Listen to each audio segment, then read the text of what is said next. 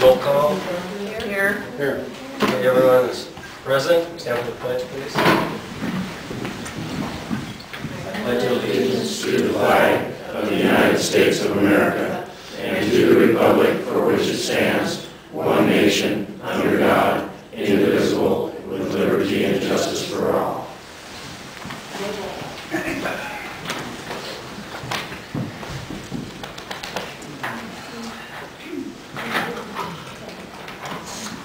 So we've got minutes to sign, and Mary checked, it looks like we've already approved the October 18th and the November 29th.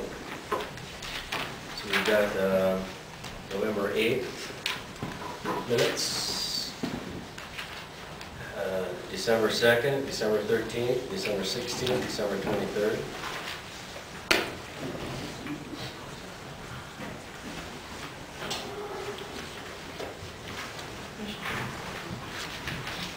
Anybody, you want to? You want a motion or you want to do it? I looked them over. Does anyone have any questions or? Okay. Well, I look on. Okay. I'll entertain a motion. I move that the minutes for November 8, 2010 regular board meeting, December 2nd, 2010 special board meeting, December 13th, 2010 regular board meeting, December 16th, 2010 special board meeting, and December 23rd, 2010 special board meeting be approved as written. I'll second it. Okay, it's been moved to approve the November 8th, December 2nd, 13th, 16th, 23rd board meeting. Any discussion? All those in favor say aye. Aye. Opposed? That's unanimous. Claims, do we have any questions on the claims? The amount of $40,157.50.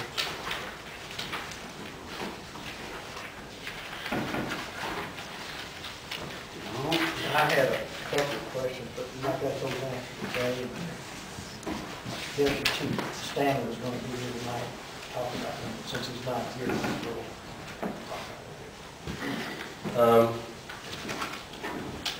Maybe I could ask Lisa on one, on page 1 at the bottom, propane.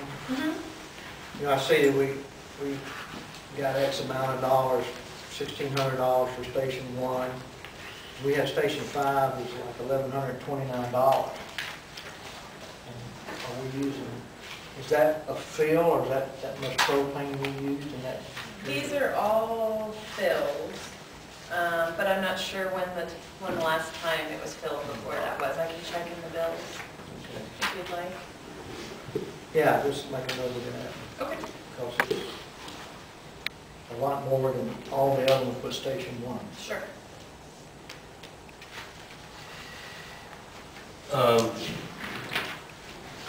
We had one question as we look at percentages of expenses at the time, and this was up to November 30th. And I talked to you about the fact that the personnel expenses were up to 60%.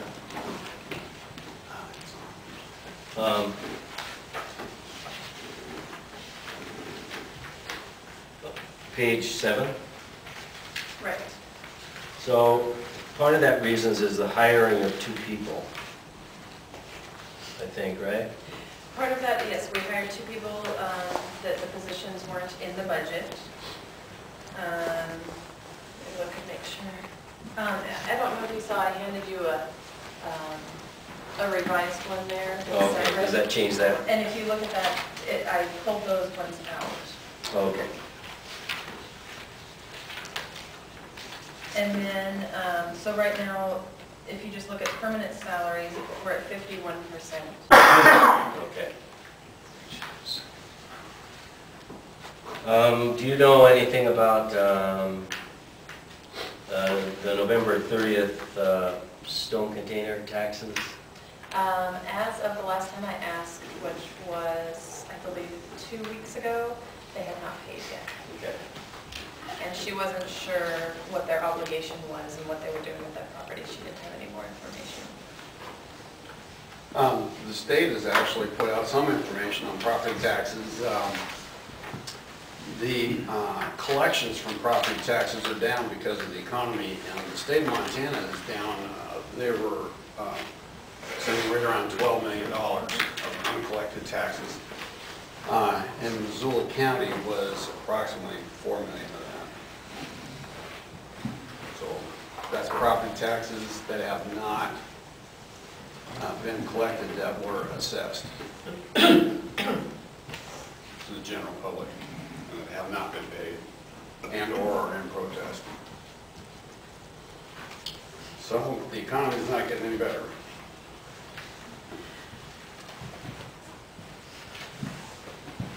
Any more questions on the bill claims? I'll entertain a motion.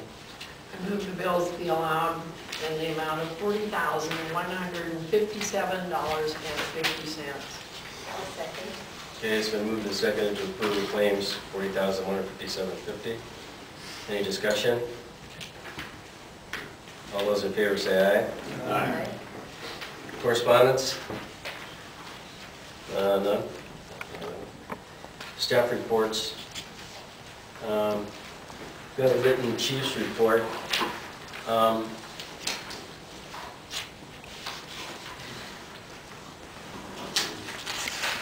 think this is probably in response to what some people are here to talk about. So I don't know if...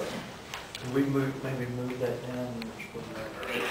Divulge the name and treatment and doctor's prognosis for myself when I was treated for a workers' comp injury.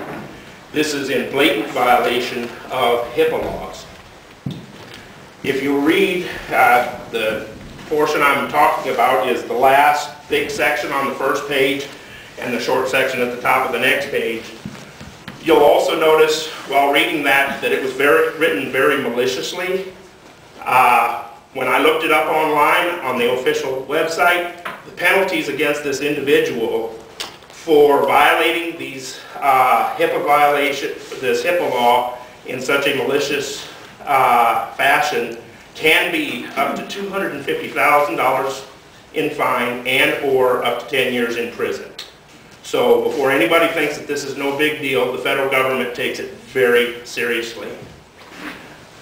Also, you'll notice in there, like I said, that the exact doctor's terms that were used on my diagnosis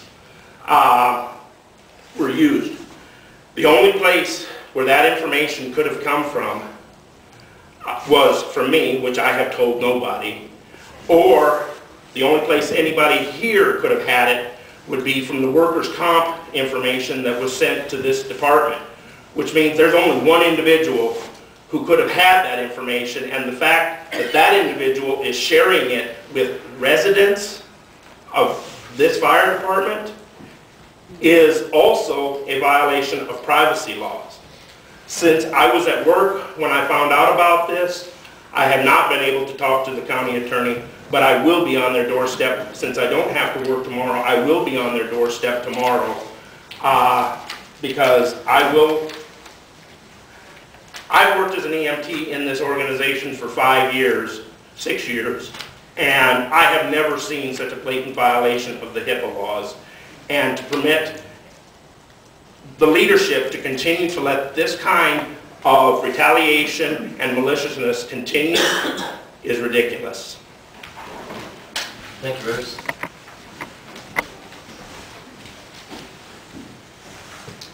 News to me. Okay, any more public comment?